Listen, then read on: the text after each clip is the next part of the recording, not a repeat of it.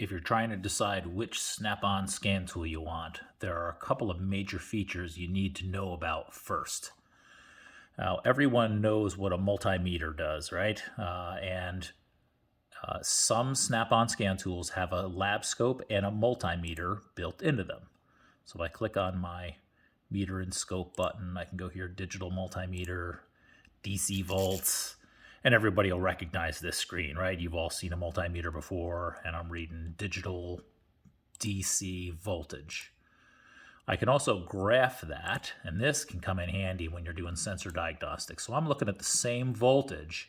I'm just plotting it on a chart and able to record it and play it back. This can also be handy for slower moving signals, and the record and playback feature is great. Sometimes a meter is not fast enough though, and I'm going to need a lab scope. And the Zeus can do 4 channels at a time. Triton, Modus Edge can do 2 channels at a time, and so we're able to view 4 signals on this scan tool all at the same time. So I could do crankshaft, and camshaft, and ignition, and fuel, and everything all on one screen if I wanted to. Now, lab scopes are great if you know how to run them, but a lot of technicians struggle with this because it's not something they do every day. So one of the cool features about all of our tools that have the scope and multimeter built into them is that they had this guided component tests menu. And guided component test menu is something like no other scan tool company has. This is true step-by-step directions. So I've got my demo BMW loaded, so it's a 2013 328i. And if I go into engine systems on this, if I were to say, hey man, where's the crankshaft sensor on this BMW? Not a lot of people would know, right? Unless you worked on them a lot. So I click on crankshaft sensor and go to component info, and it says, hey man, this thing's a Hall effect sensor. It's located the left rear of the engine block below the starter motor. It uses a reference wheel that's part of the crankshaft, and this reference wheel is between cylinders number 5 and number 6. So it's great. It tells me how this thing works and where it's located. If I want to check it at the connector, it says this thing is a 3-wire connector. The signal wire is my yellow wire, and it's the pin 3. It's all the way on the left as long as this thing is plugged in and I'm back probing it.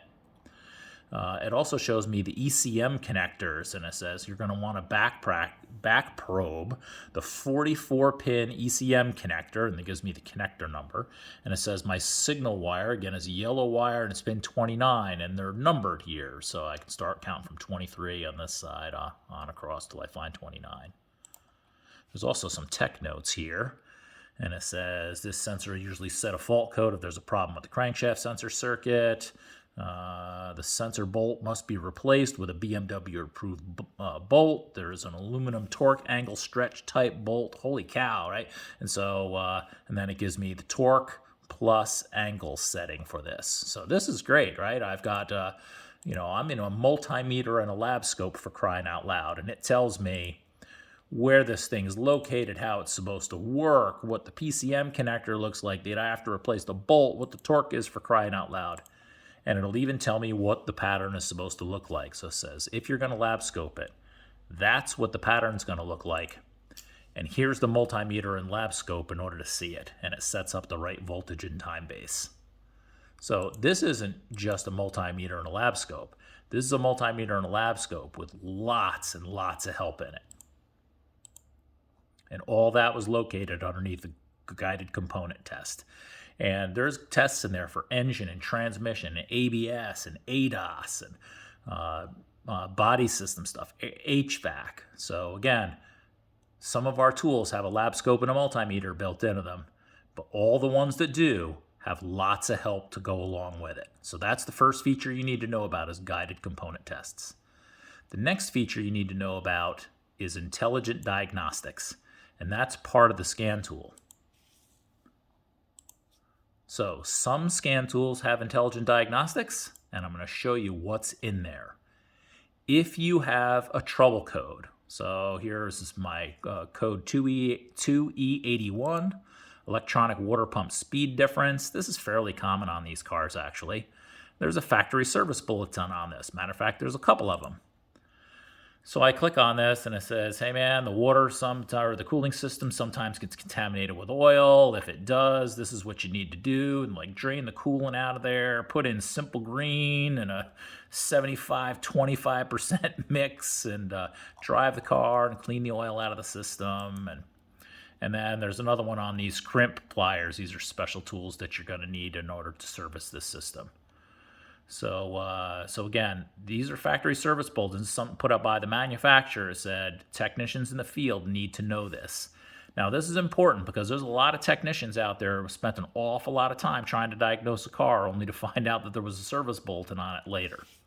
So that's step one of intelligent diagnostics: is what does the factory say you need to do for this code? The next box is common on all of our scan tools. Everybody has this other than the Ethos Edge, which doesn't have any troubleshooting help at all. So this is my little box to say, what have other technicians found in North America? And so for this 2E81 trouble code, the number one repair is replacing the water pump.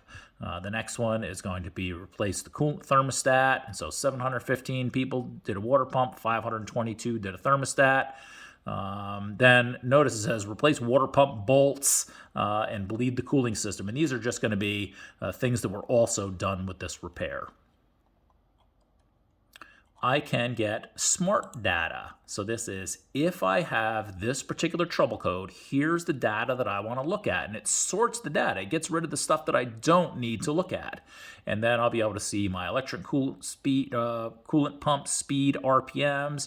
And generally in these break, there's zeros. But it again, shows me relevant stuff. What's my coolant temp? What's my radiator outlet temp? What's my engine RPM? And what's my coolant pump speed? So far we've gotten from our intelligent diagnostics, what does the factory say? What have other technicians in the field found? What data do you want to look at? And more importantly, what do you want to eliminate?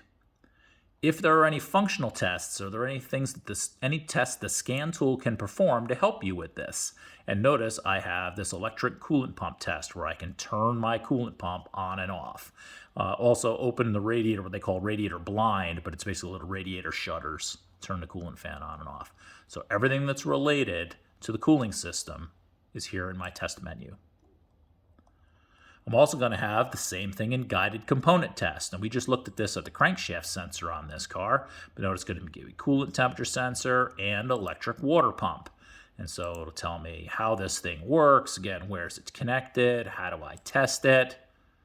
If I go into signature test, it's going to show me what the pattern is supposed to look like. And give me a scope to see it. So I'm going to go back here. So what is intelligent diagnostics? Starting from the top. Again, it is, are there factory service bulletins? What have other technicians in the field found? What data do I want to look at? What tests in the scan tool are going to help me with this code? What multimeter and lab scope tests are going to help me with this code?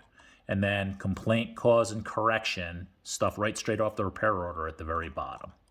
And so that's intelligent diagnostics. So starting at the beginning, if you want to choose a Snap-on scan tool, you need to know, do I want guided component tests and do I want intelligent diagnostics? And once you know the ins and outs of those, then choosing a scan tool is easy.